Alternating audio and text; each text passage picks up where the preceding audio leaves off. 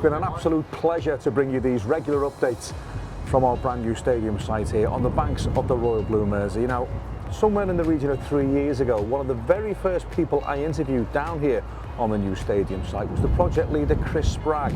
He was explaining to me just why we needed deep sea divers to go into Bramley Moor Dock and check a few things out before we could even think about putting together a brand new football stadium on the site. And I'm delighted to be joined by Chris again.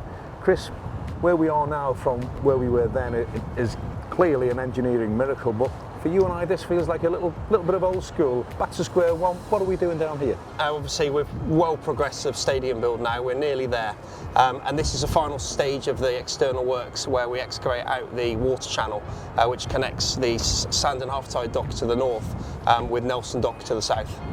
Another one of our early interviews, Chris, you and I, was on when it was just a great big beach basically, so this was part of that, this area was part of that. It was, so the dock's been filled with around 8 metres deep of sand. Now we've reduced it about 3.5 metres in this channel area to allow the water connectivity to be reinstated. Somebody somewhere's gone through an awful lot of hard work to fill this in, so why do you want to take it all out again and let the water back in? Yeah, so obviously part of our key logistics was to have a space over on the West Wharf to enable us to build the project safely.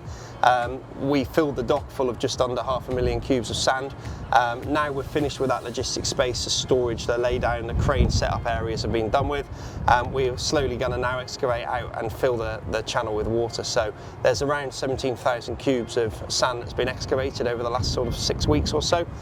We're in the final few days now with the trimming ahead of the water filling the channel once again. Is this a decorative part of the stadium footprint, Chris, or is this a bit of essential engineering work? So there's 2 stages to it. It does provide a fantastic aesthetic to the stadium and the way that it's going to operate in terms of being able to have fans out on match days on the Western Terrace here. But also it provides connectivity for the canal, the Leeds-Liverpool Canal, so that they can allow water to top the canal up through the dock system. So where we're standing now is shortly to be filled, literally?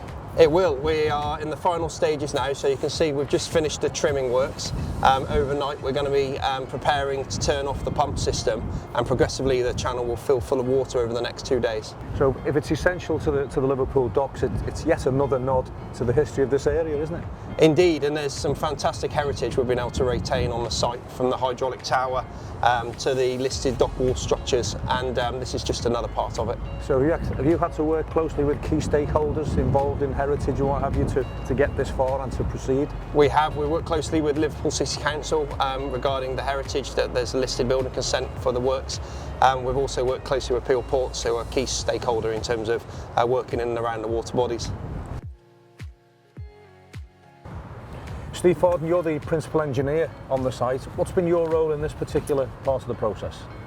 So the main responsibility I've got is the pre-planning stage, getting everything ready for the water that's going to fill this dock area where we're stood at the moment. Everything from planning the concrete works to the wall that we can see behind us, ready to the excavation, plugging up the southern isolation structure bungs that we've got, and then actually getting ready to release the water, which should happen tomorrow, all being well with a fair wind, to fill this area to its natural water level. Has it been a challenging part of the whole process? Yeah, when you're working in the ground, sort of, we're about 4 metres below the ground level here. We've got to consider, groundwater.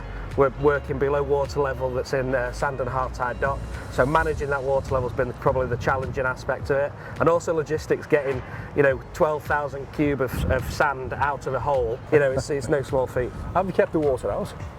So what you can see just behind me, there's a well. We've had a series of dewatering wells in the ground, which actually reduces the groundwater level to about 3 metres below where we're stood here. That allows us to dig in a safe environment. We don't have to worry about water coming in and swilling around the operatives that are working. So that allows us to keep the water to a known level for a temporary amount of time, that then when we get to the point where we finish all the excavation works, we can turn off the pumps, the water level will just naturally rise, and when it gets to sort of the sand level where we're stood now, then we'll release the water from Sand and Half Tide dock alongside Peel Ports. Let's just go back to the very first time you and I spoke. We were over there somewhere, literally at the side of the dock. The warehouses were still there. There was a barge in the middle of it with divers going down. I've said it before and I'll say it again, for somebody like me, a layper, it's a miracle, isn't it, to get this far? It is. The entire team's done really well. I mean, it seems like an awful long time since we found the 12 unexploded ordnance bombs in the bottom of the dock. We obviously dealt with them, and a lot of things have moved on since then. But fantastic to be part of such a great job, and we're all back there now. Was there ever a point where you thought, we can't do that, this is not going to work, it's just too complicated? Well, that's where the benefits of planning came in. We spent nearly 3 years planning the job inside out before we started. Wow. We built it digitally, and we engaged with all of the stakeholders. We engaged with a lot of our key subcontractors, and I think having a really good plan before we start is the most successful part of this project.